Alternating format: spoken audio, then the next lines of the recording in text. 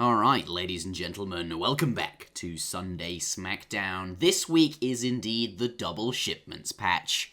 We've taken SmackDown patch and we've transformed it into...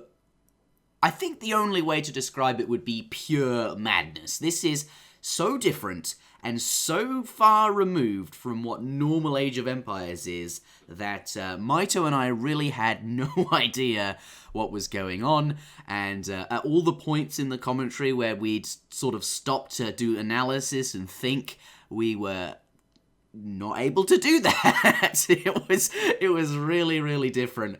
But yes, basically what we've done, if you haven't caught on already, is doubled all of the shipments. Or when you send a shipment, you get its effect twice. So 3 villages is 6 villages. 700 wood is 1400 wood. 5 Mamelukes is 10 Mamelukes, except it still costs 1,000 coin. The cost isn't doubled, but the effect is. And it was a bit silly. But certainly still some definitely interesting games, which played out quite differently from what we're used to. I'm quite pleased with how it went. I think from time to time it would be nice to do something like this, but I think most of the time normal supremacy is going to be what we end up doing, and that's simply because everyone is a bit more comfortable with that. Maito and I are a lot more used to it. The players are a lot more used to it. And also that's a good thing for Eagle Mutt. Can we get a big shout out to Eagle Mutt in the chat? Perhaps some love heart emojis. He is the guy that makes this happen, that enables SmackDown to work, as well as the patrons. Thank you very much for everyone that does support us on Patreon, enabling the prize pools. But Eagle Mutt, he does all the busy work, putting in the patch and making all the changes. And without him, you wouldn't see this, so I would like some love hearts for Mr. Eagle Mutt. Before we begin, I'd like to apologise for the slightly lower quality. This week, I recorded SmackDown from the studio on our regular stream setup, and as a result, it has sort of normal stream quality, which is by no means bad, but it's not the super crystal clear visuals that we've come to expect from SmackDown. But I am recording this after the fact and have since managed to figure that out as well. So next week, back to normal. But either way, I hope you enjoy it. This was a lot of fun to record, and if you only have time for one match, the game I enjoyed the most was game number 3. Timestamps are available in the description below. And without further ado, enjoy the video. Ladies and gentlemen, welcome back to Sunday SmackDown number 4, the Double Shipments SmackDown. This one, every time a player sends a home city shipment, they will receive it twice. So 3 villages is 6 villages, 700 wood is 1400 wood, and so on. I'm quite interested to see how this turns out, because there is a number of very, very broken cards now that you can receive them twice. Things that probably shouldn't go below 0 can now go below 0, and we'll see if the players have found anything like that. But as always, SmackDown starts on Deccan. The map with extra resources. I like to start here. It should be a lot of fun, but immediately we do have in the west of the map. I was looking at the east-hand side. We have Prince of Kabul playing as the Germans here. This is interesting because it also doubles their whole civilization bonus, Maito. We're going to be seeing 4 Ulans in the colonial age for free with every shipment, which is also doubled. I'm going to take a quick look at his deck and see what there is there. Okay, no cards yet, but I wanted to have a look at the settler wagon shipments, which are already quite powerful shipments, stronger than most villager shipments, but that'll be interesting. Prince of Kabul laying down a market there, and his explorer going off to build a trading post as well. I'm actually surprised that he's gone with the market. I would have thought that you want to save all the wood you can get and build as many trading posts as you can. No surprise that both players are building trading posts here. Do you get housed when you send your first shipment as Germany? Because it's 4 settler wagons, right? That's true. That's what, like 2, 4, 6, 8 population? Mm-hmm. That's a lot of population. That would put you at 21 population if you managed to get all of your vills queued before you sent the thing. Well, it should be less than that on this map because it's Deccan and you have more starting resources, so it'll be all right anyway. I guess he didn't have enough wood for a second trading post, so instead he's going to build the market there so he can actually make use of the coin and get a house. Oh, that explains why he's not gone for 2 trading posts, I suppose. He knew he'd be housed by the powerful villager shipment. But yes, has gotten a trading post, very valuable in this format. All shipments are going to be very, very strong, so it makes sense to get trading posts. And likewise, Kanisi doing the same here. Here is Kanisi on the east-hand side of the map, playing in the color blue as the Ottomans. Also going for that mosque, which is going to send him 1.4 XP per second as well. Wait, 1.4? That's doubled as well, randomly. Why is that doubled? That's interesting. I have no idea, but I'm okay with it. So, Eagle Mutt, the way he managed to make all of the shipments double, because it's a very time-consuming task, was he wrote a program that would read whatever the shipment usually sends you and then copies and pastes it again into the shipment, so it would send it again. So it was a very sort of quick and dirty job, but to do it properly it would have taken hours and hours. So this is what we get. And somehow the mosque has also been doubled. I wonder if there's any other random things that have been doubled. Let's take a look at shipments sent. 3 villagers from both players, or 2 settler wagons if you will, and that of course is being doubled to 6. So an insane number of villagers here. Look at these economies. Yeah, definitely already a lot higher than you would normally see. And just before the game gets too crazy in a moment here when they age up, just want to talk a little bit about the civ choices. Germany, of course, we already touched on a little bit. Makes a lot of sense. When your shipments are doubled, Germany's, one that comes to mind as one that's probably good because you get lots of Ulans. Also, interesting note, Prince is actually aging with the bishop, which is going to give him a shipment, which is obviously way more valuable. Yeah, way more valuable than than any other politician. But equally, Ottoman also probably reasonably good in this game mode, at least at first glance. As they are a very shipment-reliant civ, this will probably give them a much well, okay, since shipments are such a large percentage of their economy, I guess this means that that part of their economy is already significantly better off of this. So, I didn't really say that very eloquently, but hopefully you get the point. What was it you were trying to say? That because because such a high percentage of Ottoman's economy is in shipments. Oh my God, 1,400 gold. Yep. It just means that this is going to be extra strong. They're going to do what they usually do, and it's just going to be even better because of that, right? 700 gold.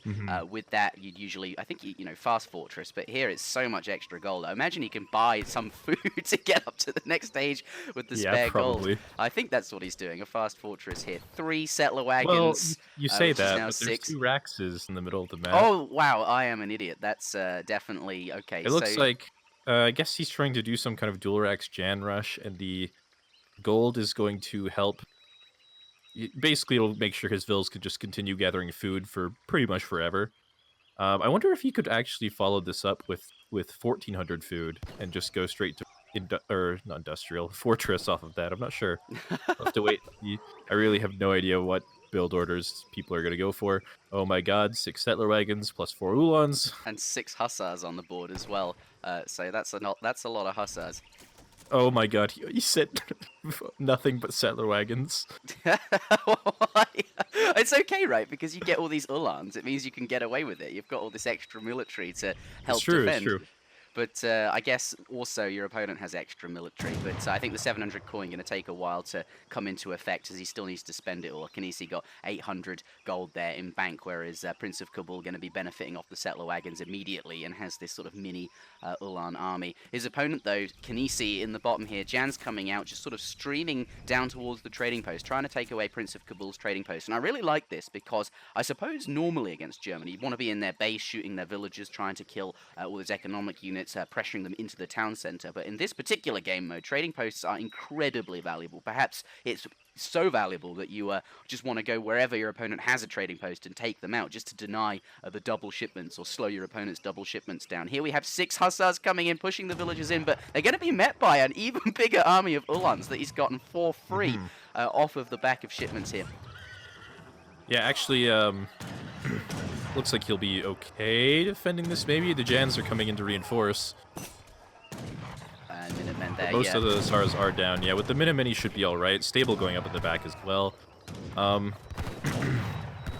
Looks like the Jans are just going to get right up in there. He's probably suspecting that there might be an age up coming in as he doesn't see any other units. Also, I don't believe he scouted the military building until perhaps just now when his Hussars got underneath the town center. Might have seen it being constructed.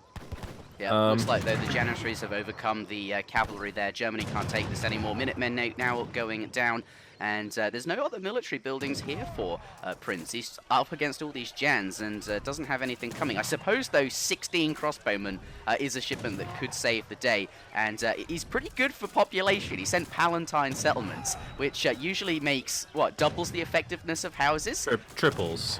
So now it's insanely better. Yeah, but I'm kind of wondering if the shipment's really worth it. It's already a pretty high value shipment, and but it's got a limited amount of value you can get out of it in total, right? Like you can only get 200 pop. You can only get a 200 pop, yeah. So I'm not sure that it was actually maybe the best choice there.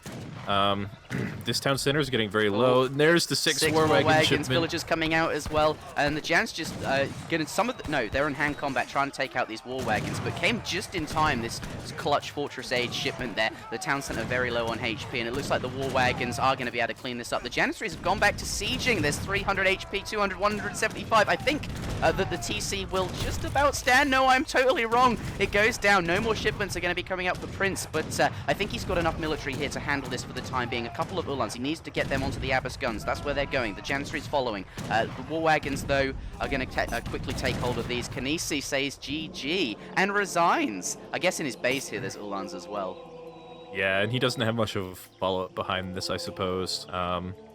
Always feels really bad when you kill the town center and then have to resign anyway. But behind this, Prince has a pretty insane economy with all the, I believe it's 17 settler wagons he has. Yeah, he's or got something like that. Look at that, 44 economy to 19. Yeah, and he'll have no problem rebuilding this outpost, and he's just an age up ahead. He'll be sending insane cards like 16 skirmishers plus 6 Uhlans and stuff like that will be pretty difficult for Otto to deal with at this point.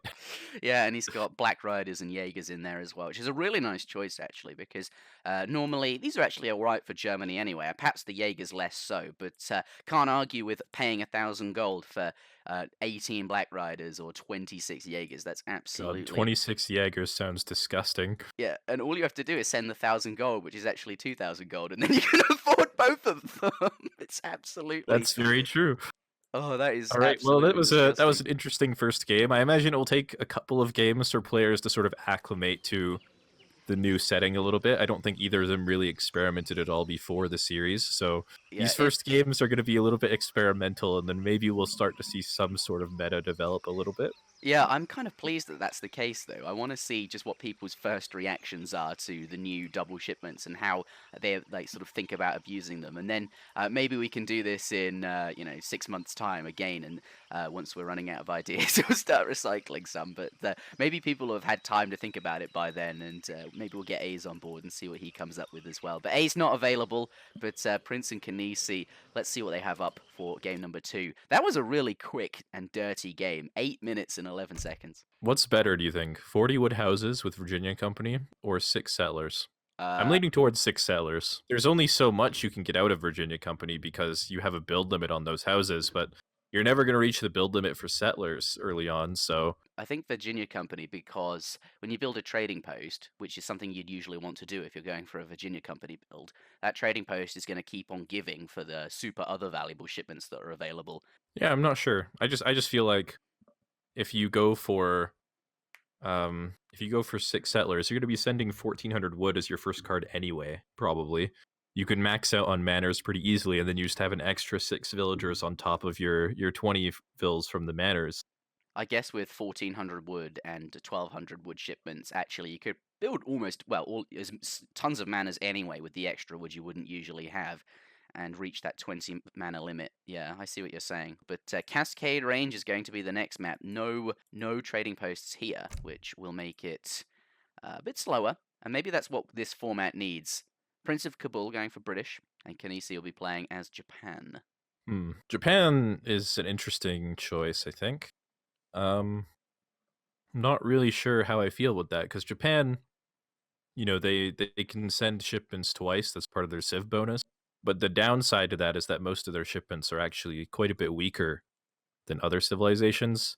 Like they've got like 2 vills instead of 3 vills, 4 vills instead of 5 vills, 600 wood instead of 700 wood. So I'm not really sure how this turns out. However, maybe because you get so many extra resources early on, maybe that just erases, like, you kind of skip the point in the game where Japan is weak, maybe, so the early game is less of an issue, maybe, and then they can still scale pretty well. They do also still have insane unit upgrades, I guess, with their cards. Like 20% Yubi attack in H2 is now 40% Yubi attack. So Hot damn, and one daimyo is now 2 daimyos, and I think the auras stack. I don't think the aura stack actually, but 2 daimyos does sound pretty good either way. Yeah, we'll see what decks they've got in a moment, but first they have to pick them. Let's start with Kanisi. He won the previous game. Here he is in the south of the map. Pardon me, Prince of Kabul won the previous game. Either way, Kanisi is sending his scouts out. Let's turn the control shift F on and see what he finds. Early Consulate coming down with that starting wood. Travois comes across, 30 gold there, having a quick look around the map, and the scouts heading out into the middle to grab those treasures that are more likely to be contested, the ones in the middle of the map that Prince of Kabul might find himself. Want to pick them up before your opponent does. Going to be going for 50 wood with 1 scout, and the other monk will be picking up the 10 coin there. Looks like, though, Prince finds himself 20 coin, 10 coin. So Kanisi a little bit ahead on the shipment gain, and that's probably fair enough. Japan does have 2 scouts, whereas his opponent playing as the British, just the 1. Thankfully, though, treasures not overly valuable on this map, just lots of small muskrat treasures, as we've heard before. That's how this map is, just the small treasures guarded by 1 guardian, or perhaps none. But yes, finding another 50 treasure, Kanisi over here. Though his opponent, Prince of Kabul, playing as the British here, looks like he's gone for 2 manas, and all of the villagers are now on food. So nothing funky here. Looks like he's going to be going for a villager shipment, something fairly normal that you'd expect in a regular game, and then we'll see him get 6 villagers instead, but still pretty good. And I wonder if he'll pick a different shipment, a different colonial age politician, now that they are different. But his opponent, Kanisi, let's have a look back here again. No shipments just yet. What's going on, Moto? Yeah, not a whole lot to speak of at the moment. Kanisi doing a good job of splitting up his monks. Of course, he doesn't really keep them together on this map, as all the treasures are relatively weak, and each monk should be able to deal with them with relative ease, and doing a good job of scouting with his orchard as well, making use of the berries. But yeah, we really just have to wait and see what the first shipment is. Just guessing on the population, it looks like Kanisi is not going to be going for Heavenly Kami, which, actually, come to think of it, doesn't sound that bad if he were to go for that. But I think it's going to be probably 6 boats. Yeah, 6 boats going to be coming for Kanisi, 6 vills going to be coming for Prince. Really, we just got to wait until they get to Colonial Age before we probably see anything super crazy. Yeah, Cherry Orchard now coming home, going to set that down, and villagers currently on the berries, which is fine, making use of those, as you said, can do a little bit of extra scouting. But yes, 6 boats have arrived, or 3 boats in the UI it says, but obviously this is 6. Pretty nice shipment, going to be gathering, 3, when you can send boats as Japan, it's always a good time. Getting 6 of them, even more so. 3 villagers also for British, which will be 6 villagers. And now approaching that, Age Up is now in queue for both players. British now switching villagers over to wood, I imagine, to get those manor houses down. Let's take a look at their decks now, because they will have sent or picked deck at this point. Prince of Kabul, Virginia Company, didn't send that in the end. It is in the deck, though. Aside from this, a normal British deck. Yeah, it's pretty standard overall. In Age 4, maybe the 2 rockets, a little bit questionable. Usually you'd like to see 3 rockets in there, but since you can send this infinite times, and since it's 4 rockets now, it's definitely a solid shipment anyway. Ford Manor going down in the middle of the map, so we might be seeing something aggressive. And meanwhile, in Kanisi's base, he's got 4 villagers on the Wonder, so he's going to be aging up relatively quickly. Actually, it's pretty interesting to note that the 6 boats actually gives Kanisi just enough food to produce villagers without actually needing vills on berries. So it helps him age up and helps him boom a little bit more comfortably, which is nice, of course. Yeah, looks like Kinesi though will be up now, and we'll see. Let's take a look at his deck actually, and what's in there. Also fairly normal. Wow, 300 export would now be 600 export. That's pretty strong. And also Wait. enlist irregulars in there as well, which is going to increase town center damage by 100%. Though I don't think the extra centuries that it normally gives you will be doubled, since that's just set to active. Do you gain export for allying with people if you send diplomatic intrigue? Pardon me? Because the diplomatic intrigue, it reduces the cost of allies from 100 export to 25 export, right? Oh, it would make. And Oh, this- what? So researching an ally might give you export because it's reduced below 0 to like minus 75 or So, something like that. so could you just keep farming export if you just keep canceling your ally and redoing it? I don't know, but that's interesting. I wonder if Kinesi's thought about that. There's so much I to think explore.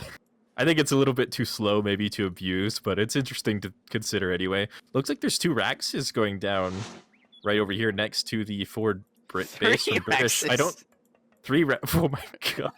I don't think that Prince has scouted this. I'm pretty sure that 3rd Rax is just barely out of line of sight. It might be barely in line of sight. I'm not actually certain. But this is definitely an interesting decision from Kinesi. Yeah, he's training pikemen from Prince of Kabul here. They're now out there. Looks like he's going to send them back to do some shrine destroying. But be interesting to see if he'd come forward and kill these barracks. Actually, I suppose that's no good because of the Ashigari musketeers that have just come out there. Scout sees them trying to get a pot shot, getting the villagers out of there. But yes, they're coming towards these pikemen to try and defend the shrines. Cords of 600 wood on the floor. So much wood. Look at all of these manor houses he's throwing down in the back of his base.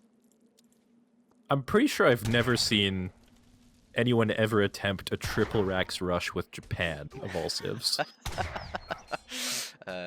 Well, when you've got double shipments, maybe it's possible. He's not got a lot of resources at the moment, Kinesi, but I imagine another shipment should remedy that situation fairly easily. Something like 700 gold or 600 gold, pardon me, and then put every villager on food. No, he's just going to send the Ashigari musketeer shipment.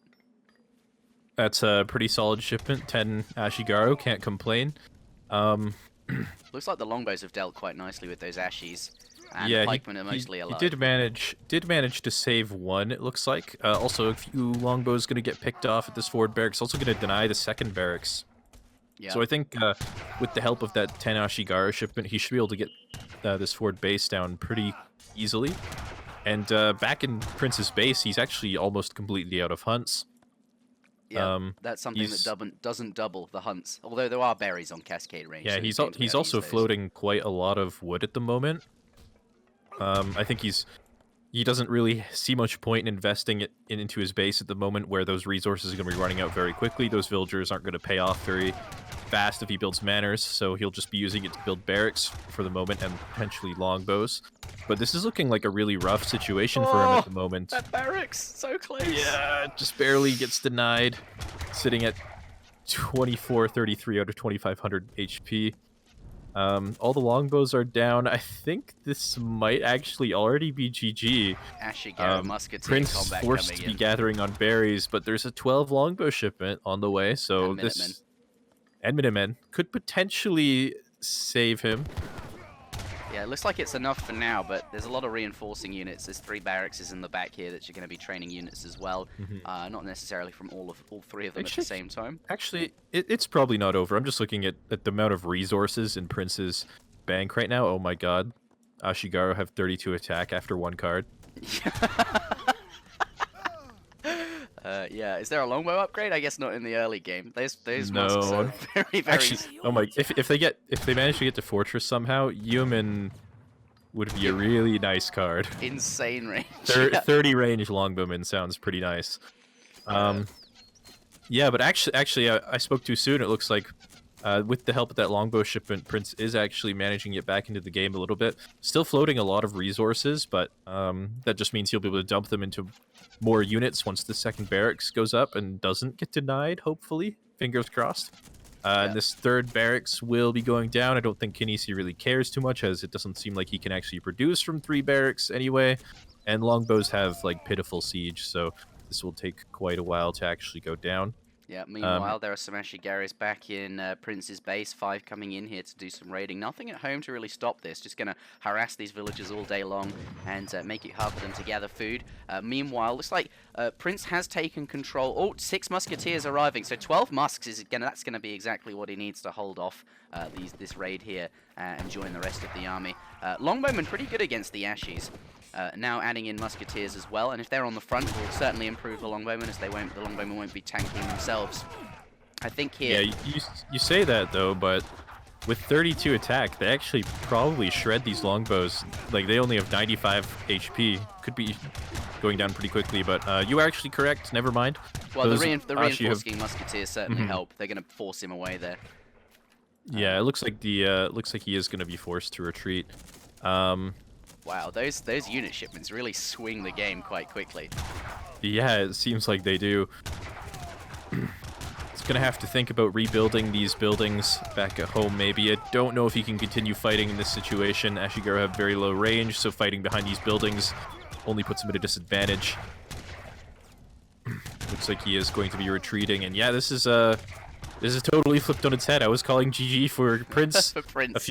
a couple minutes ago, and But I'm then- already thinking maybe it's GG for Kinesi. And musketeer damage coming in. Let's take a look at those musketeers. 29 ranged attack on those musketeers. That's absolutely nuts.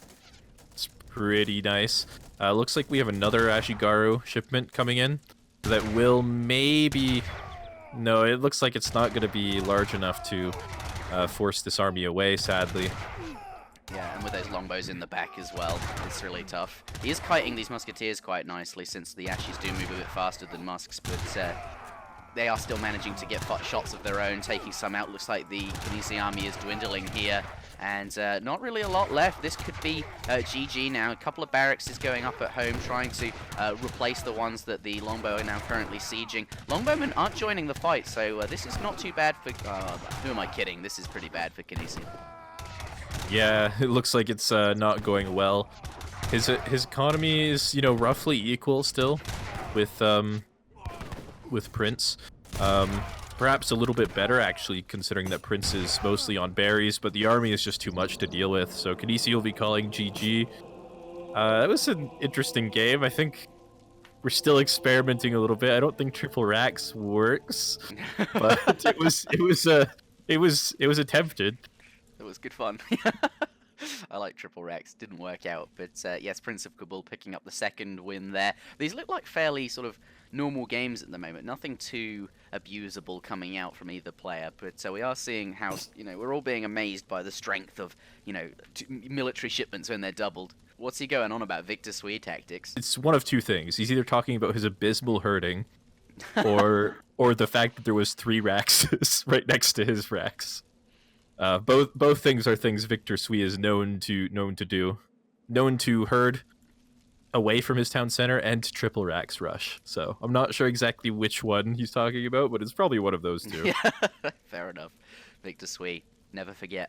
Alright, looks like we'll be getting to the next game. This map will be slightly different. It's going to be Malaysia, so there will be potentially some water options this time around. Water options will definitely be something Kinesi will have on his mind. Kinesi very strong on the water, as we've known. I'm not sure if this map pool overly favours his play style, but this is a map that he should be comfortable on, and I'm looking forward to seeing how he deals with that. I wonder if there's any really abusable water shipments. I remember back in the days when I was playing in the Mac community on Game Ranger, I remember I actually had the Genitourist shipment bug out once when we were playing a free-for-all, and somehow my Jeanettes ended up with 24 range. Wow, And, that's weird. That sounds pretty OP. It was pretty disgusting. So it just confirms Mac patch was hack patch. It never happened aside from that one game, so I'm not sure what caused it, but kiting Wakina with Dragoons is pretty fun. For me, not fun for him. I don't know if there's a counter in the game to 24 range Dragoons. I don't think there is. What would you do? Skirmishes are kited. That doesn't work. You've got a unit with more range and more speed. Maybe longbow? Yeah, they're the only thing with enough range to matter. How much range does a longbow usually have? 26. So Is that even with the Yeoman? no, that's with or actually, it's 22 base, isn't it? 26 with Yeoman. Okay, so you'd have to send Yeoman and have longbows, and even then, the Dragoons have a lot of extra speed. But they're the only Two, unit that could actually threaten a 24 range Dragoon. yeah, maybe Forest Prowlers with 22 range would be close, but yeah, it still sounds near impossible. Maybe Thankfully, you just need Dragoons of your own. thankfully, in a normal game, you won't ever have to deal with that. Yep, that sounds only slightly imbalanced. China coming down from Prince of Kabul. Okay, Oh man, you have the glorious return of Old Han reforms. It's actually about the same as it would be on the official patch, I guess, because its effectiveness was halved in EP. so this is just regular. So this is normal China. It turns out when you double the shipments, you get normal China. China, we know, usually pretty good at their fast fortress agenda. And Fast Fortress very reliant on, well, Fortress Age shipments and shipments in general, I suppose. So when that's all doubled, that's a pretty strong China death ball, which is pretty good anyway. Portugal, an interesting choice. Let's see how Kinesi stands up here. This is a go-to civ for Kinesi. Remember, tricks like all the boat shipments and certainly colonial militia that increases the town center HP is going to be doubled. I wonder if the building card is something he might consider. I don't know. We'll find out. The game is beginning here. Prince of Kabul selects China and Kinesi goes with Portugal in response. Ladies and gentlemen, this is game number 3 in a best of 7 series between Kinesi and Prince of Kabul for SmackDown number 4, double shipments. I'm going to take this opportunity to invite everybody to join the SmackDown Discord, or the Interjection Discord. It's the same Discord. And currently you can vote on the next SmackDown that will be happening. So we've got double cards today. Next week will be a few Fortress Age politician changes, just continuing on from the Colonial Age changes that we made. We'll make a video about that, and you can read what the changes are. But after that, so SmackDown number 6, the players will be playing on whatever format that you decide, I suppose. So join the Discord, and you can sort of react to. There's a bunch basically in the Discord. There's a bunch of different options for the next SmackDown, and you can react to them with emoji, and that's how we're voting. We're using the thumb up and thumbs down emoji. So there's a card that China has, Repelling Volley. It gives your skirmishers and Chukonu units an extra multiplier against heavy infantry and ranged cavalry. Might be part of the reason he picked the Civ, maybe anticipating the Portuguese pick. And sending that card will give his skirmishers a whopping 4 times bonus against Jeannettes. Could be a decent counter unit, despite even being out of range. One shot will do a lot of damage, so kind of makes sense. Yeah, I mean, all you have to do is just as long as you can shoot a little bit, you'll be fine, right? You can have skirmishers coming in at all angles of arquebusier, and you're bound to trap them or push them to the edge of the map at some point into a corner where they can't retreat anymore, and then the range doesn't matter. But yeah, when you can do ×4, that's pretty strong. But Maito, are there any formats in that list on the Discord that you found interesting? I know you were going on about as if you've been not as if you haven't stopped talking about it. That's not the case at all. But the double town center SmackDown was something you were interested in. That is currently winning, or currently doing quite well on the vote. And I'm not necessarily going to pick the highest vote, though. This is sort of advisory, this vote. And double shipment seems like, double town center start seems like something that's quite easy to do. That sounds like it would be really fun. Yeah, I actually don't really remember what the other options are, but I've always wanted to try creating a map where you start with 2 town centers and just see like what players choose to do with that and what ends up being good and stuff like that. So I'm definitely interested in that SmackDown for sure. How do you think we should handle it? Because I think the easiest way would be to just give players a sort of town center wagon. So you'd start with your normal town center, fully built, and all the crates, etc., but then you'd also get a TC wagon that you could place anywhere you liked. That would be the easiest way to do it, and obviously would increase the build limit so that in Age 1 you could actually place it. But you've been mentioning when we talked about it last that the town centers should probably start with reduced HP so that rushing is still sort of okay, and maybe some other modifications. I think to begin with, I would just do it the easiest option and just dump an extra town center on the players and see what happens. But it certainly sounds like a SmackDown with a lot of replayability where you could sort of balance it a little bit. What were your thoughts on that? Yeah, I was just thinking that certain civs that rely a lot on playing aggressive, like Russia, for example, would have a hard time when the opponent has 2 town centers in their base and 2 batches of Minutemen, but it's honestly hard to say for sure when we haven't actually seen it played out before, so we'll just kind of have to wait and see how that plays out if we get around to doing that at some point. Yeah, another SmackDown I was really interested in was, I called it an interesting fort. And the idea is there that you basically start the game with a fort wagon as well as, what you'd normally begin with. So you'd start with a town center, crates, villages, etc. But you'd also get a fort wagon that could be placed in Age 1. And I wanted to see how that would affect the gameplay as well. I mean, obviously, rushing would also be nerfed quite a lot. Russia, you mentioned. Does that interest you? Sorry, I didn't actually hear what you said. I'm looking at Kinesi's deck right now, and I'm hovering over schooners. And it looks like schooners might give you negative costing fishing boats that train instantly. Why? Well, it says it removes 20 from wood cost 4 times. Oh, yeah, that's right. Why does it say 4 times? Isn't it? It's normally just minus 20 wood cost, right? So it should be only double. Yeah, I'm not sure. Sounds like might be a bug, but we'll see if it turns out to be a problem. I feel like it might be just slightly overpowered, only very slightly. Okay, I'm gonna trust Eagle Mutt and that it's gonna have the intended effect where it just does minus 40 wood cost, which isn't quite so overpowered. Well, we'll find very, out very quickly. We will find out shortly as the dock is going down, and if they turn out to cost literally nothing, I'm sure we will see like 1 trillion fishing boats coming out of that dock any moment. Well, I suppose he's still limited by population, but if it gives him resources when he trains one... That's going to be very, very broken. Yeah. Oh, there we go. I'm just looking at his resources going down. But it looks like they don't actually... 5 fishing boats in queue. Okay, they're not giving resources. Looks like they don't actually trade instantly either, so... They do train very quickly, though. So I think it's working as intended. It's minus 40 with 80% speed increase, and they are just streaming out of the dock. Look at them. It's absolutely ridiculous. This is brilliant. Look at them just coming out. They're flowing out of the dock. It's like he's just ungarrisoning them. Yeah, there's definitely some skilled craftsmen in that dock. Yeah, like knocking out fishing boats like nuts. It's like Formula 1.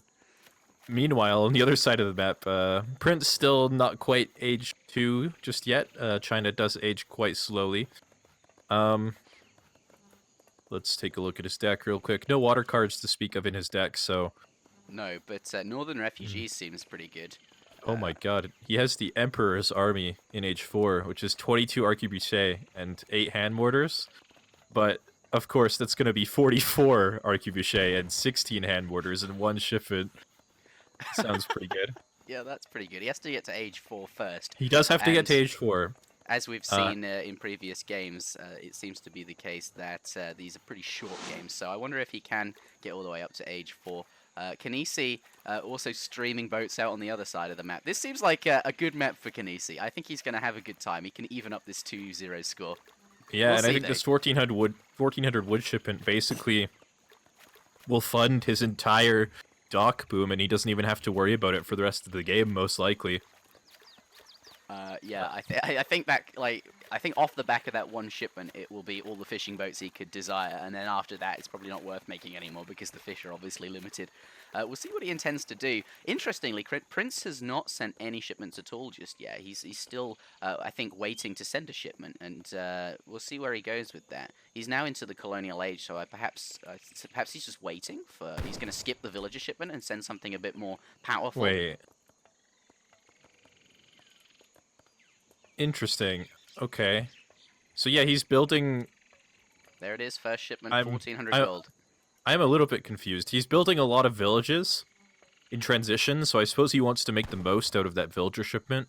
Yeah. So by building these extra villages, he'll probably be sending that soon-ish, I think, Two, and then four, he'll six, get a 8 good villages. he'll get a good number of villagers out of that.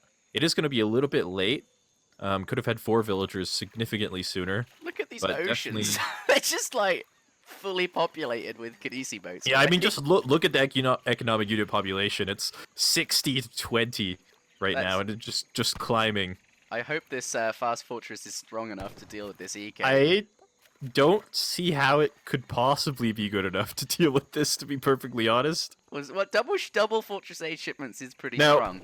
Now look, Prince has no clue how much stronger Kinesi's Kinesi's economy is either. Because if you look at the score, because fishing boats are so cheap, it doesn't even reflect adequately how effective this card is in his score right now. Yeah, and he sent a rendering plant as well, Kinesi. So these boats are even like they're 60% more efficient. Oh my god, that card is so strong when you combine it with Pioneers. This is so broken. But Prince of Kabul getting 600 export here. Perhaps he'll catch on to the ability to farm export. We'll see. I'm not even sure if that's the case, but he has sent it, and the consulate now going up in the back here. Oh no, that's a wonder. Pardon me. Oh man, that's a scary place to be putting a wonder when you're playing against water right next to the coastline. Could be a problem at some point later on in this game, potentially to a 2 frigate shipment or something like that. I think Kinesi is just going to go straight up to the industrial age. He doesn't even care. He's got these two sets of walls up. He's got 50 more villagers than Prince. How is Prince only on 20 villagers? Dear God, I honestly don't see how he could possibly win. To be like, what do you do? Yeah, okay. Well, we'll see. He's getting up to the fortress age, and then the unit shipments are going to be pretty strong. The timing's still there, but you think that when you're up against a 73 villager economy at 8 minutes and all these walls that he's prepping, all he has to do is... Yeah, I mean, and look at the text he's got coming in too. He's got Bastion almost researched. He's got his second tier fishing upgrade coming in soon. His economy is essentially maxed at this point. We're not even 9 minutes into the game. Whereas Prince isn't even Fortress yet. Yeah, So it's definitely going to be tricky. He's going to walk in, see the Bastion walls already as well. Probably start crying on the inside. Oh, look at these pikemen. They're going to have to... They got their work cut out for them.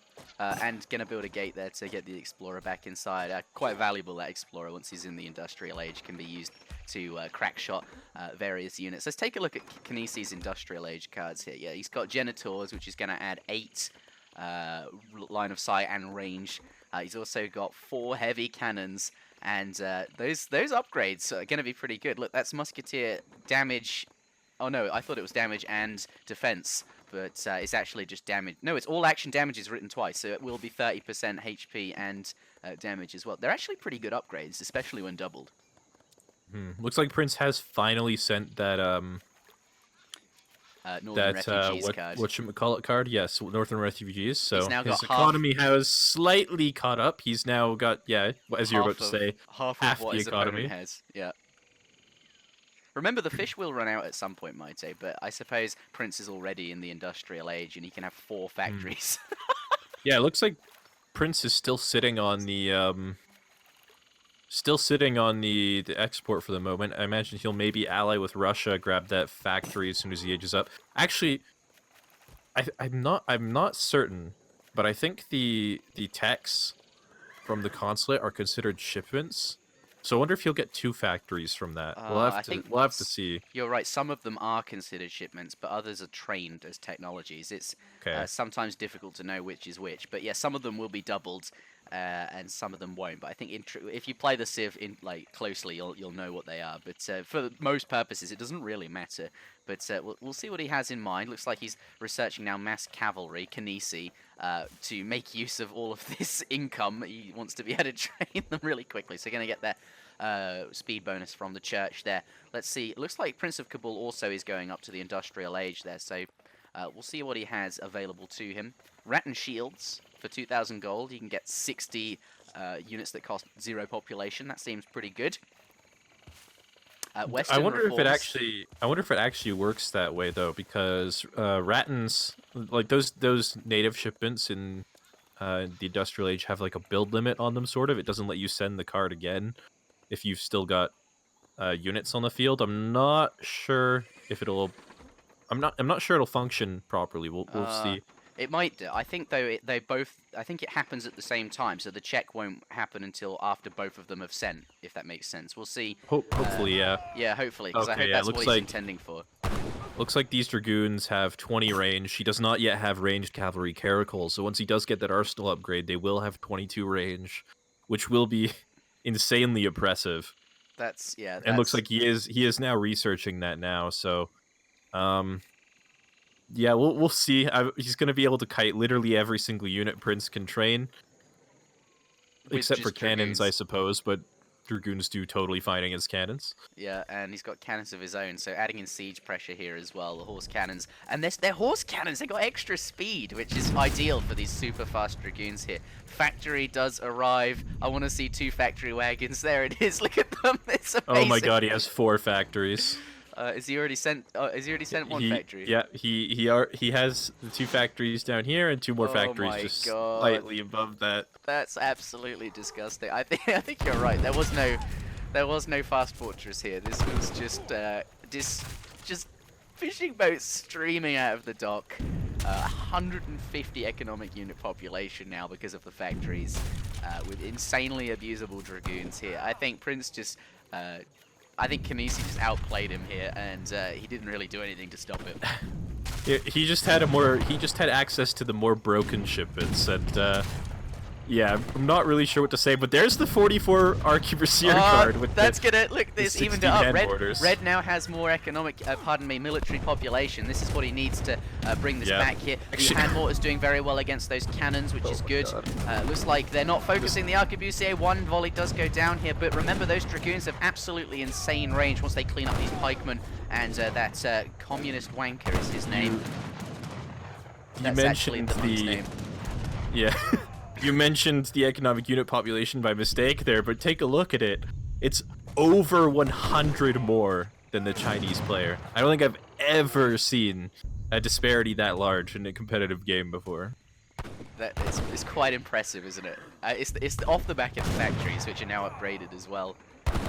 Prince of Kabul is researching the food trickles and the wood trickles, though, so that is going to help. But look, that monk really carrying hard now. He is dead, but the arquebusier, they only have 20 range, well, which is the same as, well, actually, it's less than the dragoons. So the dragoons can kite here, which we were talking about They earlier. can indeed. Unfortunately, they don't have a lot of space to kite without gates and on the edge of this coastline, though. So for the moment, this is okay for Prince. However, he's still fighting with veteran skirmishers instead of guard skirmishers against fully carded and upgraded guard Jeanettes. So they're not actually trading super effectively at the moment. It looks like Old Han Reforms has now arrived for Prince, but no units out yet to take care of that. Actually, monitors in Oh, the here come back the of the base cavalry. too.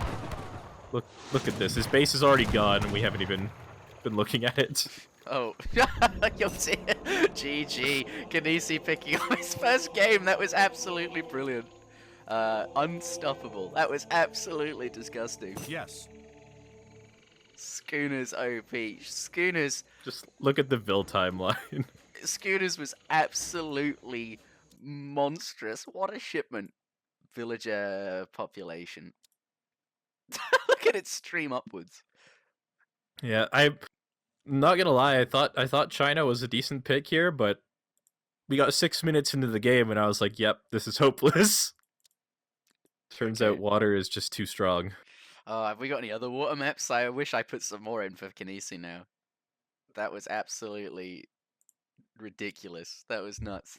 Okay, Kinesi picks first since he won the previous game. Germany coming out. Prince of Kabul will now select his civilization. He cannot play British and he cannot play Germany, as those are the civilizations that he has won with as per SmackDown rules. Let's see what he picks in response here. Land map. Kinesi picking Germany, also a trading post map. Seems appropriate. Germany seems like a strong pick here. Yeah, definitely can't complain with the strength of Germany on this patch. Yeah, well, Um, it literally doubles your civ bonus, which is not true for every other civilization. I think the only other civ that benefits just as well as, or just as hard as Germany does, is going to be Spain, which of course get faster shipments or cheaper shipments, so to speak. Okay, Kabul going for Sue. I honestly have no idea how this plays out. I have literally no insights. How does Germany versus Sue usually play out? I think usually Germany has to play relatively passive at the beginning, and then they go for some kind of colonial timing, or else go up to fortress and then play passive again and go for some sort of fortress timing.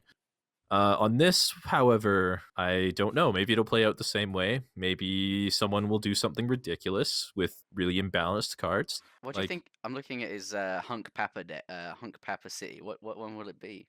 He's named them all very VS Nisi. That's got to be it, right? it might be. Oh man, actually, War never Chief mind. changes hit points and action damages by 50%, which will be doubled to 100%.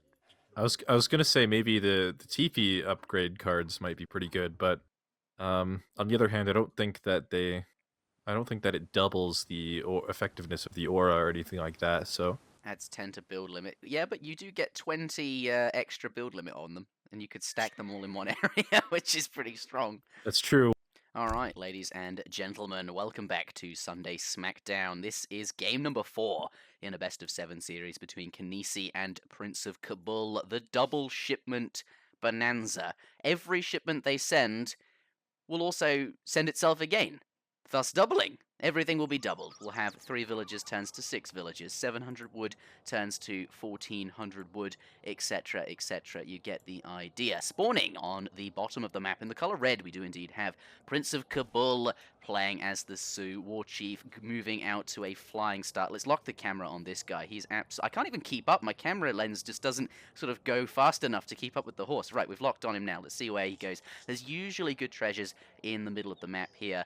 Gonna come right across 85 wood and a goat at the same time, so that's pretty good. 2 goats, actually, using the nature friendship ability there to convert one of the guardians. A tiger, a very, very nice find. Gonna be quite pleased with that. Kanisi in the area, though. Will he manage to steal the treasure? He's nearby. He's going for it, but I think actually this treasure guardian is going to be down far too quickly. Does, however, get the crack shot on the tiger and can go into hand combat versus that explorer. Not overly sure how effective that would be, since, of course, War Chief's usually quite strong, but I think Kanisi here more preoccupied with scouting the map, with finding treasures, and of course the goats that are still out there to be found. But pardon me, when I say Kanisi right then, I meant this War Chief, which belongs to Prince of Kabul. Kanisi, though, will be searching for goats as well. Not quite as fast, since of course the European explorer is going to be moving a bit slower, but did manage to get some free pot shots on that War Chief. Is going to make it a bit lower HP, less effective at gathering treasures. But I'm not sure if really, I mean, look, it's so easy to kill these when you have the War Chief and you're able to convert the Guardians. I actually think he'll be fine. He's got plenty of HP, will be good. But Kanisi's found 80 coin. I don't think he wants to take it, though. He's too worried about, I think, Prince being in the area. And that is the trouble when you're up against the Sioux sometimes. And, you know, Germany only has that one scouting unit, which is sometimes a problem. Is going to go for it, though. Looks like he's coming in for the 80 coin treasure. He's going to crack shot one. I think he's just going to stand right next to it. Isn't going to even bother kiting. I mean, the tiger difficult to kite anyway, but he wants to be right next to that treasure in case his opponent does come streaming in here at the speed of... I feel like we should measure distance in Kanisi Sioux War Chief light years or something like that. That's how yeah, that's how distance should be He's measured. definitely pretty fast. He is very fast. But let's introduce Kanisi. Here he is on the top of the map in the color blue, playing as the Germans here. Not going for a trading post or anything like that. Just a starting house there. And aside from that, just hasn't done anything. Yeah, I mean, there's not a whole lot to do at this stage in the game, I suppose. The early crates didn't really lend themselves to any creativity either, unfortunately. But the shipments are now on the way. You can look at Kanisi's population. He's actually housed already off the back of his settler wagon shipment. So However, it looks like he's going to housed. be forced to. He's actually going to be forced to eat a goat because he's essentially going to be aging one villager sooner than Germany normally does. So he actually has a little bit of idle time. So that shipment is actually perhaps more like a 5 villager shipment.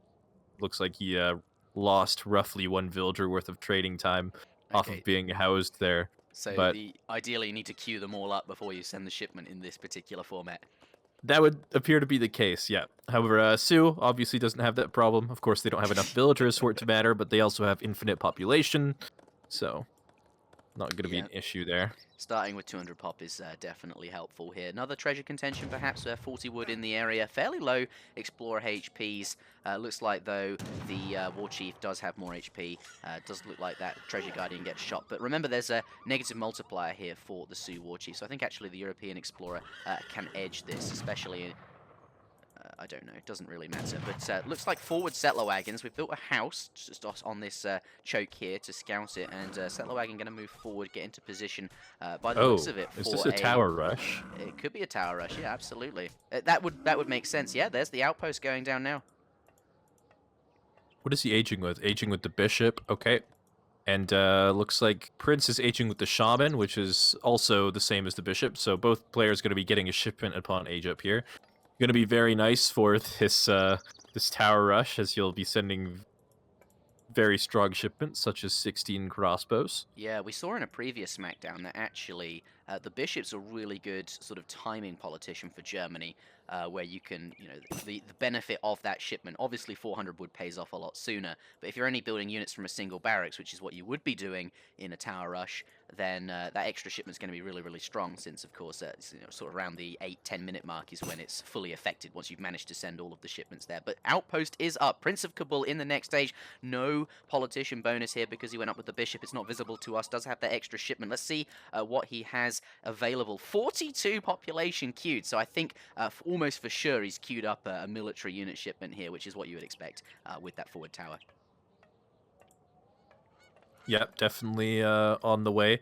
I imagine it'll probably be that 16 crossbow shipment with the additional 4 Ulans.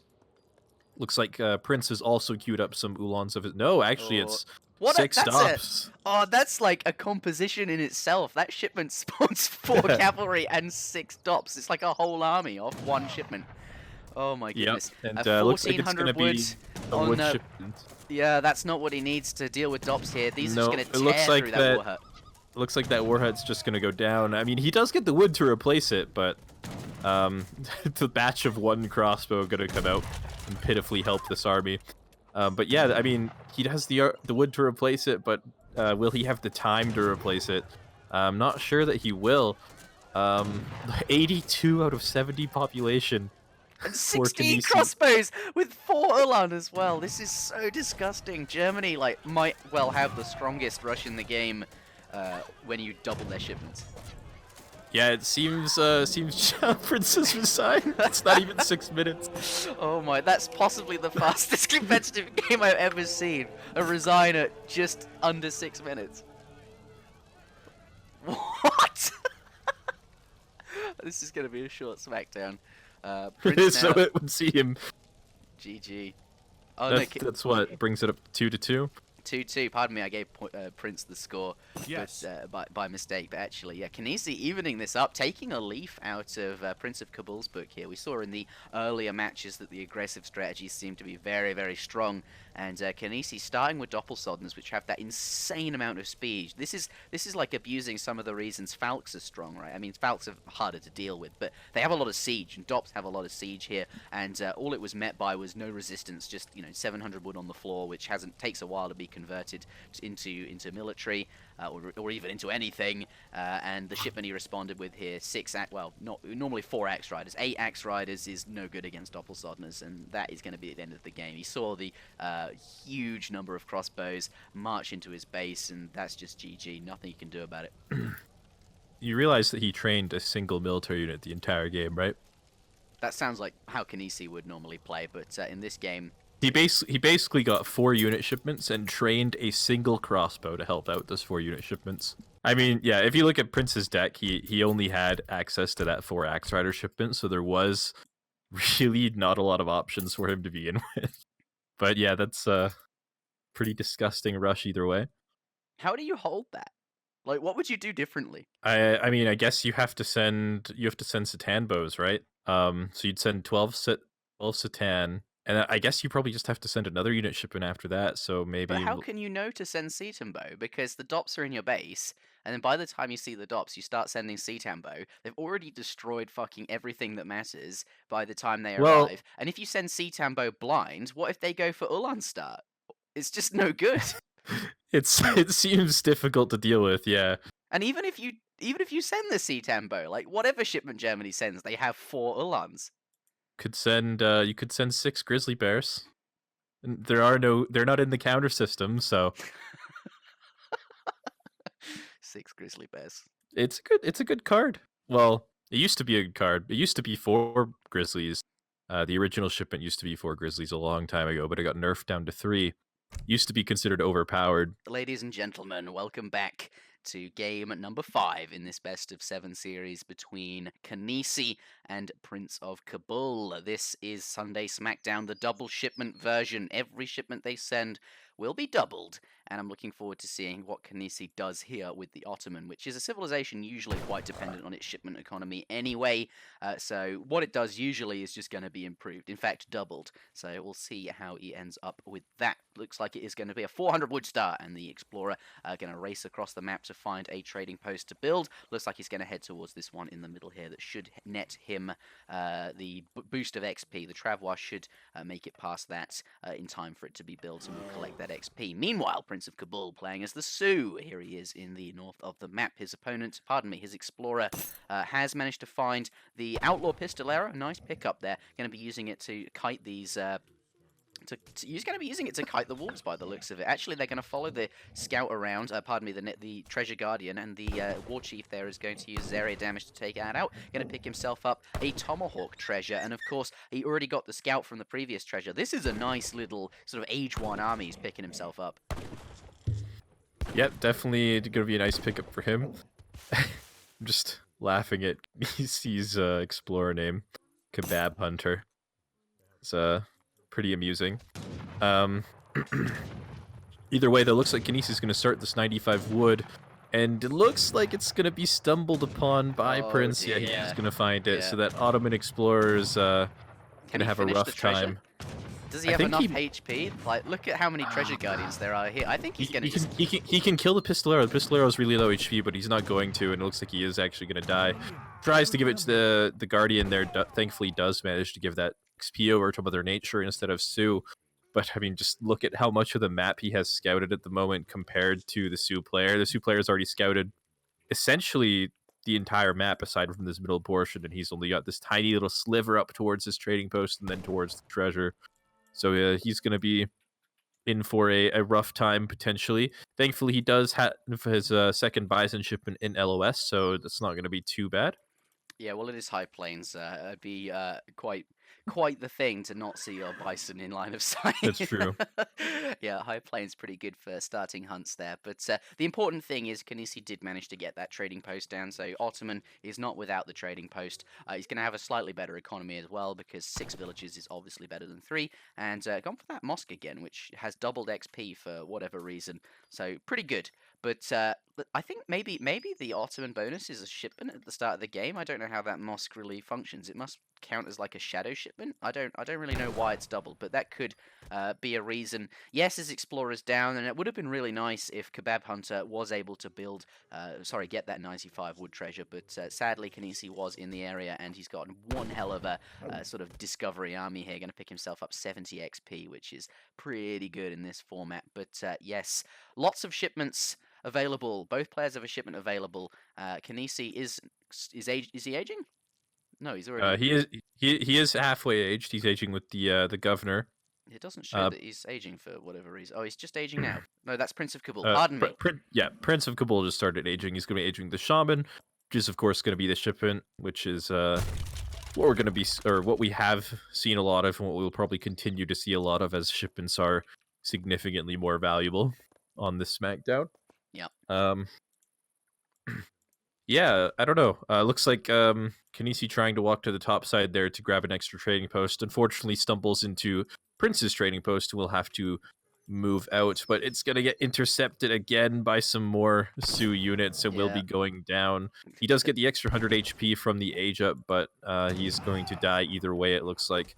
Does Gonna get try- his crack shot off though. Not does manage to kill a treasure guardian, but yeah, went up to that trading post. Prince of Kabul saw him and is going to take that out. This is a shame. I think Ottoman really wants that extra trading post. He really needs it to be effective in this format. Yeah, I mean, the fact that the mosque is going to give him some extra XP is still going to help mitigate that a little bit. It looks like he's already dropping some walls, so he's going to be going for some sort of fast fortress. We can already tell that from the fact that he aged the governor and the fact that he already has 1,300 food in the bank, and this outpost will be moving across the map. For the moment, Prince perhaps doesn't know exactly what's going on. He should know that an age-up is a possibility off the back of that coin shipment. Also, notice how Kinesi has not actually constructed the walls yet. He's waiting for the explorer to leave. So he's just keeping the foundations there for when he does want to construct them, but doesn't want to give any indication towards a kind of defensive strategy or anything like that towards Prince. Villagers gonna get scouted. Have they been seen? I think they've been seen. Unless Prince wasn't. Yeah, I think they've definitely been seen. Yeah. They was going for a secret outpost on the side here, but those villagers have been found. This is not going well for Kinesi. Yeah, it's it's looking a little rough. However, that being said, he's almost up to Fortress already. It's not even 5 minutes, 20 seconds into the game. Prince does not have a single unit up. He's also not really anywhere near Fortress himself. So he will be up relatively soon. Looks like he's going to lose one of those forward villagers potentially to this Tomahawk. Yeah, I think so. The outpost is nearly done though, but looks like he will be. Oh, he's out of range. He could make it. He could make it. Outpost going to go up there. Can he get the villager? No. 10. Not going to get in. Rip. But the other villager is going to garrison. I don't think it can build a barracks though, because the No, it looks like it looks like he's abandoned that idea altogether and has built a barracks elsewhere. Very close to an outlaw rider potentially from Prince, could get spotted eventually. But either way, actually he's building another barracks over here. So it's gonna be dual racks Jans. From 2 different locations. That's interesting. I'm not sure if that's good actually. I feel like it's actually bad. You want the units to be spawning in one location, but you can't argue with a 16 Janissary shipment. Nope, that's definitely a very strong shipment. It's gonna do very well against this army as well.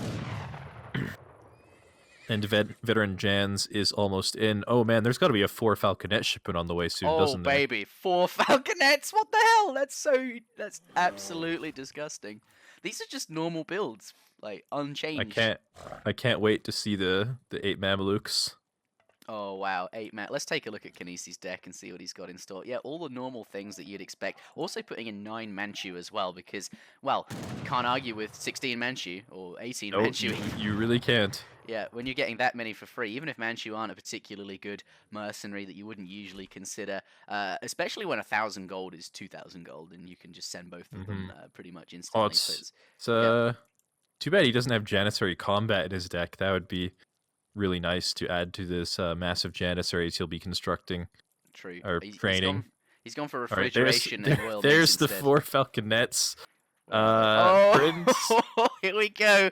Prince, can you hold the pressure? Here we go. Seatambo and Axe Riders does get a nice volley, 4 Falconet volley onto those Seatambo there. And now, with these cannons, just going to clean up the TPs, which is going to be absolutely, very, very quick. These not very high HP buildings, especially when you've got 4 Falconets there. Looks like 5 Jans trying to get towards their buddies there. Cannons left off to the side. Could be a little bit dangerous, but I think Kinesi is nearby enough to defend that. Prince struggling to find a way in here. This seems very hard to deal with. Yeah, I mean, you're in the colonial age as Sioux. What do you really do, right? He's just gonna have to he's just gonna have to jam everything in there. But if you do that, he has to find a way to engage for sure. Like he definitely doesn't have time to age up or anything like that. With the siege potential of 4 Falcs in front of his base, but it just seems like it's kind of a little bit too late. Yeah, especially when he sent 5 villages as well. It's just too slow, right? And 700 coin really slow. Here we go. Gonna jam in the cavalry here. Looks like Cannon's going back. Bring the Janissaries forward. Want a body block there. Cannon's nicely defended. Cavalry not going to find them. They're going into Hancock with the Jans. Cavalry going down. Bow Riders not going to be overly affected. Look at the Seatambo just melting away. That's all of the Sioux army, and that is going to be all she said, I think, for the Sioux player here. Absolutely no effectiveness. Just absolutely melted away. 4 cannons so hard to deal with. Yeah, like Ottoman just has so much tempo Here we go, off the Dog back Soldiers. of this age up. Dog Soldier, big button coming in. Do you get double dog soldiers off this? There's no way. No, No, only is the 3 answer. dog soldiers. That's too bad. But they will be going in. They will get 1 Falconet at least. So bad. Yeah, that was... I just think it's the wrong build, right? 5 Vils and 700 coin. Yeah, they're doubled, but when you're up against a fast fortress that quick, it's just 16 gens for... Okay, when you don't realize your opponent's in age 3, that's a good excuse. I like that one. I'll accept it. GG. Kanisi pulling ahead after being down 2-0. Now leading this game with 3-2 on the score. This will be match point to Kanisi. Yeah, if he picks up this next game, he does win the series and $50.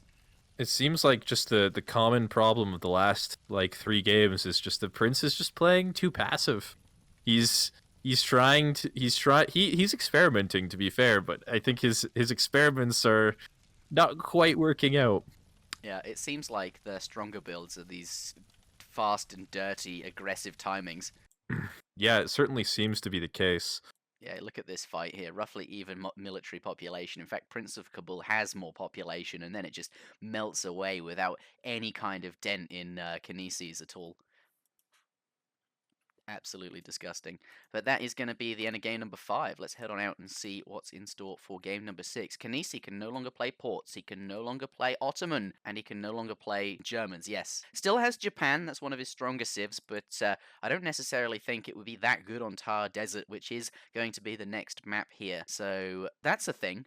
We'll see. Kanisi does have to pick first. He's not going to go for Japan. Aztec coming down. This seems like an appropriate civilization pick for Tar Desert, which is fairly low resource and therefore going to be a bit more aggressive. Prince of Kabul going to mirror it. Just going to straight up go for the Aztec mirror here. Actually, Prince of Kabul changing his mind. Going to be selecting Russia. I thought he might want to mirror. I think on land, Prince probably feels quite confident that his mechanics will be... You know, if it was water, however, that's a different kettle of fish. What does Russia have? I think Boyars. Wow, that is a shipment. 5 Cossacks. Wow. Boyars is... Yeah, they definitely have a lot of really good shipments. And the wood trickle, that's insane as well, because it doesn't cost any population. Yeah, definitely could be quite a strong early game. Or do you think that, I mean, we've seen in these games, and on Tar Desert, it's an aggressive map, and in these previous games, aggressive play has been very rewarding. I wonder if you skip the first shipment, or perhaps send 300 wood, which is something Russia can consider doing if they want to be really aggressive. You get 600 wood, which is pretty much like having a colonial age shipment in age 1 at 3 minutes. What would you do with it, though? I'm not sure. I'm looking at his deck right now, and he actually has a deck with the Explorer card in it. I wonder if that gives you 2 dogs. And the dogs actually don't have a negative multiplier against villagers. Oh, wow. Yeah, it would give you 2 dogs, my understanding of that. And 100% hit points and action damages. And adds 2 all action damages versus Guardians. So it's actually times 4 damage. Times 4. Actually, it'd be times 5 because you have a base of 1 anyway. Against Treasure Guardians? Wait, it definitely sounds like it'll be a strong Explorer. If that is a card he chooses to go with, we'll have to wait and see. Yes, a very strong Explorer. But ladies and gentlemen, this could be match point. It is Kanisi on 3 versus Prince of Kabul on 2. Kanisi starting down in this series was 2-0 at one point and has worked his way up to be ahead. This is game number 6, Tar Desert. A very, very interesting map. Use of terrain and shadows, and it just looks absolutely gorgeous. I'm pleased to see that. But let's start with Prince of Kabul in the south of the map in the color red. Explorer moving off into the wilderness here. Will he be upgraded later in the game? We'll find out. We can't check his deck just yet since he hasn't sent or chosen a deck. Neither player has a shipment, but there's some good treasures here. 90 wood just to the north of him. Let's take a look below. El Polo Guapo's long-lost feed bag, which reduces cavalry training time. Fairly well guarded by 2 Mongol riders, but I think something he could certainly pick up once upgraded. The Aztec War Chief, on the other hand, finds 50 wood. Let's have a quicker look around. 40 food. I want to see how powerful the treasures are and how likely it might be for the Explorer to be upgraded. traded. I don't know how much benefit there'd really be there. The treasures, some are good, but actually they're quite easy to pick up. So we'll see. But War Dogs that do damage to villagers, certainly strong. We'll take a look at his deck when it becomes available to do so. But Kinesi, playing as the Aztecs in the north of the map here, is going to start the XP dance with some villagers. What's he been up to there? What does he have in mind? He's nearly got his first shipment. I guess he just, because it's so strong, I right? guess, yeah. As you're saying, just because the shipment is so strong, I guess he just wants to get it as fast as possible. Yeah, and the 6 settlers is definitely going to pay off more quickly than 3 settlers would. So that's true, and that would explain why he was doing an XP dance. So there's that, I suppose. Gonna get those villager shipments really early on. I like that. Fire pit, house, and a market coming down from Kinesi here. We'll see what they have in mind, but that is fairly normal things. Shipments are almost available, and we'll be able to check out their decks. Russia's shipment should be available to look at now. yeah, it looks like in the meantime, Kinesi going to be grabbing this 55 coin, which in tandem with that 50 wood he grabbed earlier will be enough to net him that hunting dogs upgrade from that market, which will be very nice, especially with the arrival of that 6 settler shipment that just came in. Boom. I wonder if he'll still be able to age on time with that. I feel like he probably will. It's a little bit. It's gonna be a close call, but it seems plausible. Definitely like the adaptation there. Prince of Kabul, on the other hand, does have a shipment on the way. Should we take a look at their decks? Why not? Who are you looking at? I'm looking at Kinesi's deck at the moment. All right. See, oh, he's also got a he's Jenny also the got pet the Jaguar. Wow. Yeah, I was just looking at that shipment. It's just also got the Prince actually did send the dogs. Oh, there it is. He's got his improved War Chief and 2 War Dog, 430 HP. Wow, that's fucking insane! It's like a hussar and a half each. He's got like 4 hussars. Well, 3.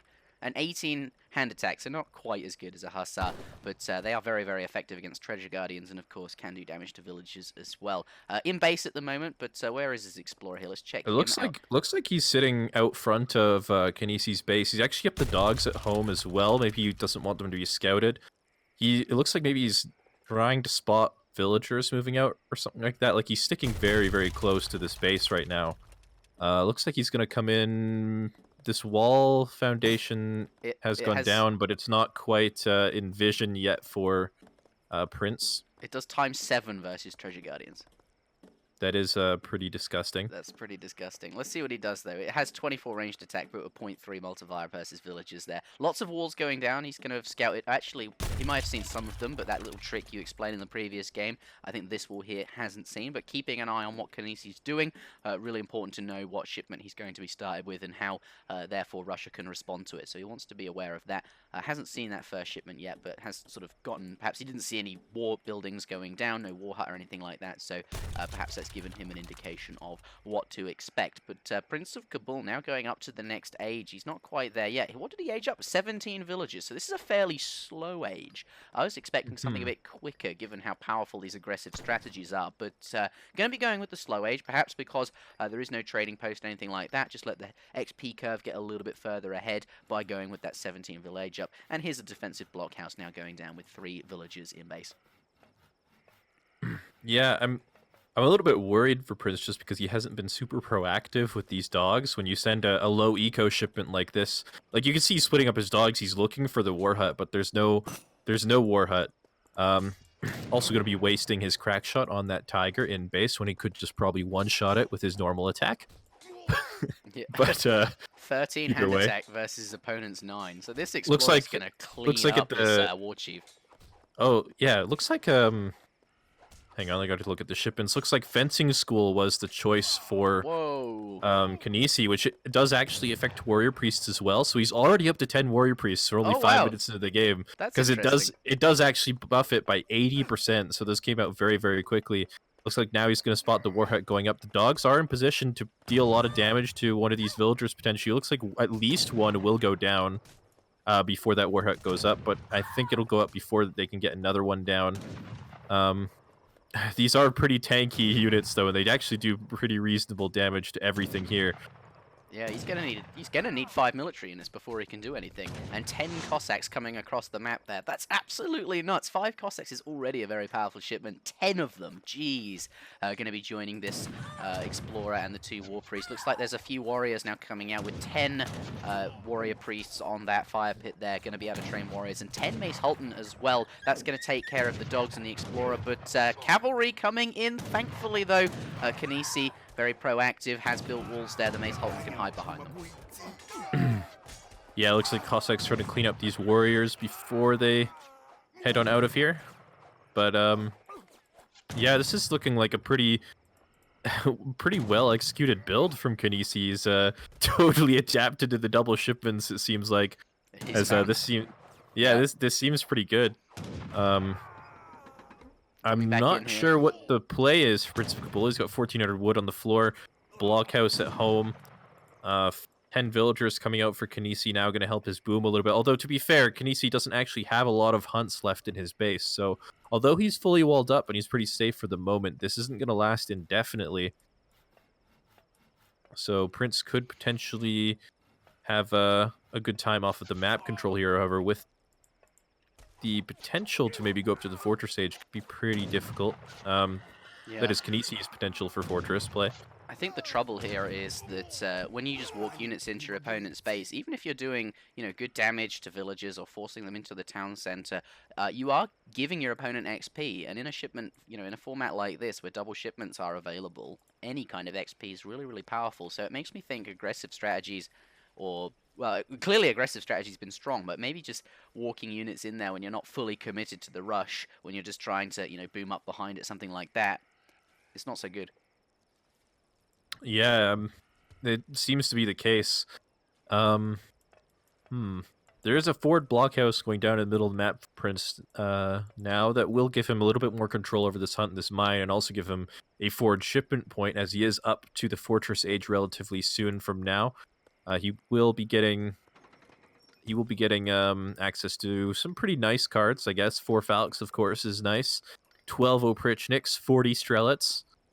And looks like Kanisi will be falling out to the Fortress Age, going to be aging with the Chief, which will, of course, give his War Chief that Swashbuckler ability, which can actually one-shot some of those Falconets, potentially. One bang. High Priest of Noxiclan.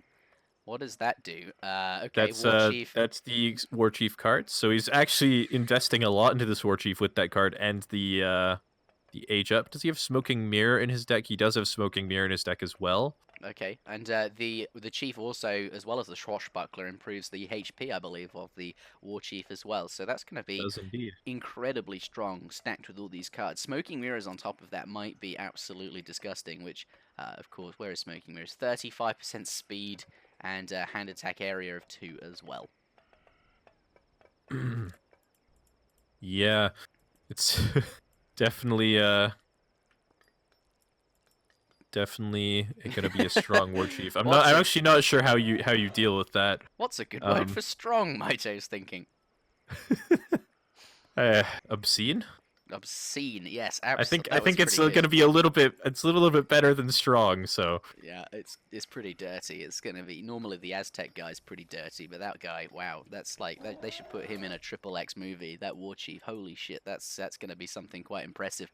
But yeah, it looks like Kanisi is going to be hitting up to age 3 right about now, and let's take a look at that War Chief and see how much extra HP he gets. Currently on 1,250 there, and almost 100%.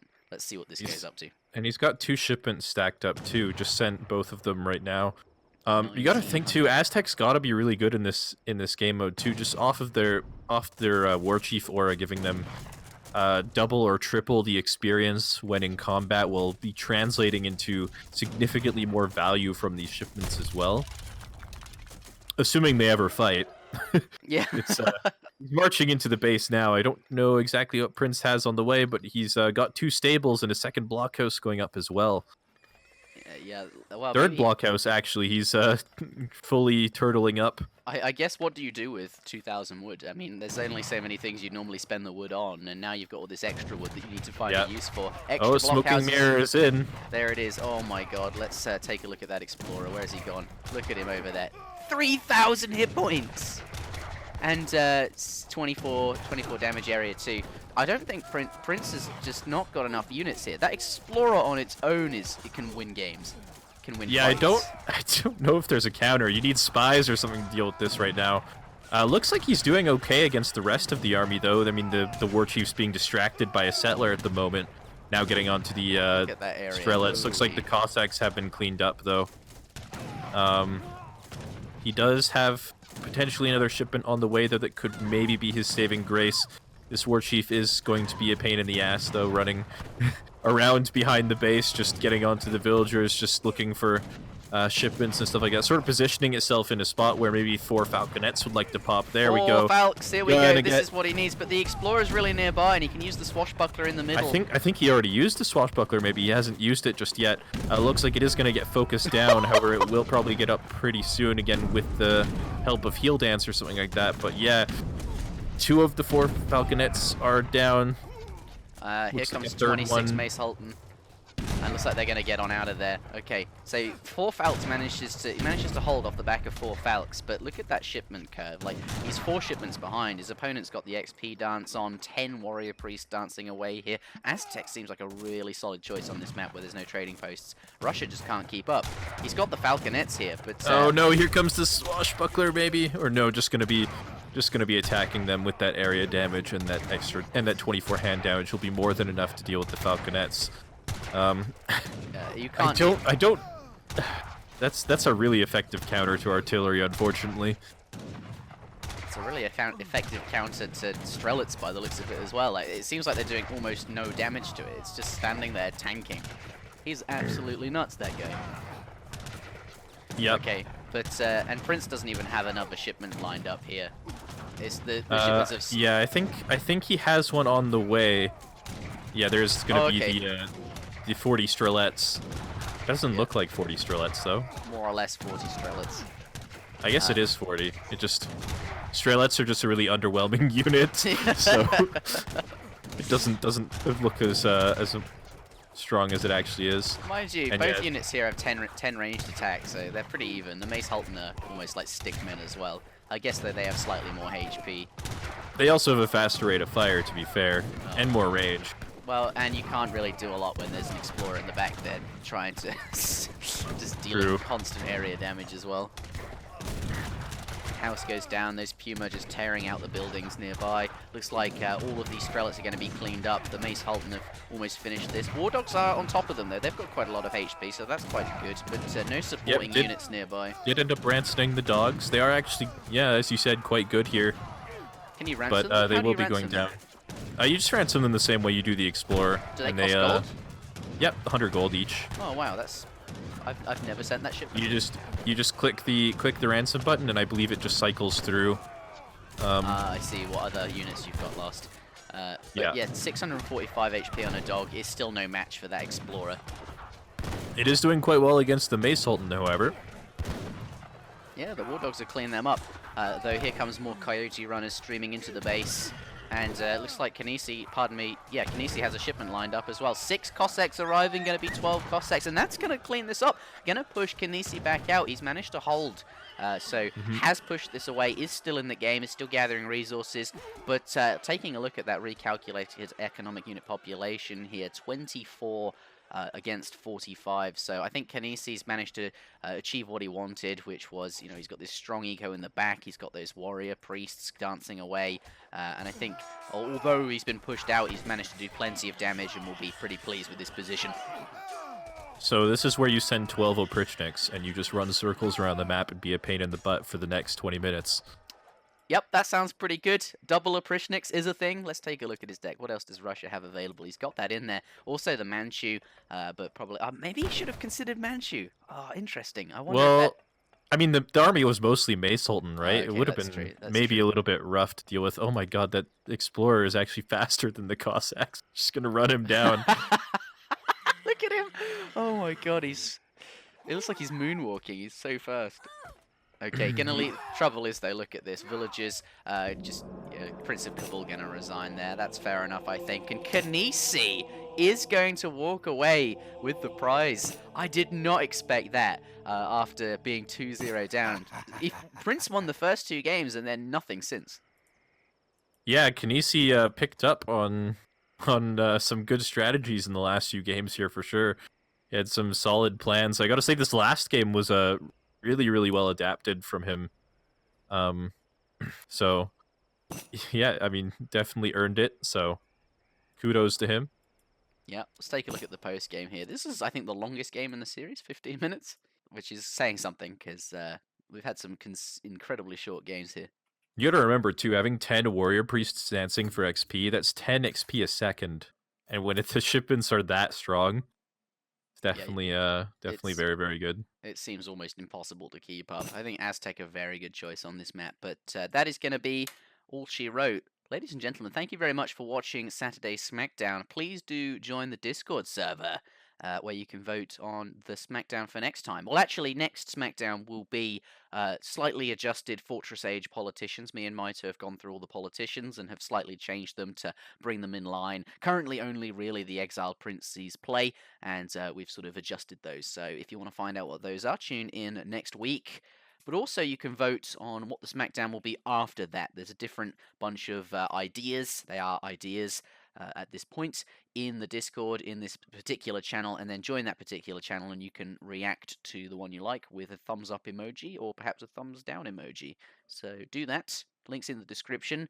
And thank you very much for everyone that supports us on Patreon. SmackDown is funded by Patreon, and I'd like to just take a moment to say thanks to everyone that supports these, even though these videos are free. Very generous of you.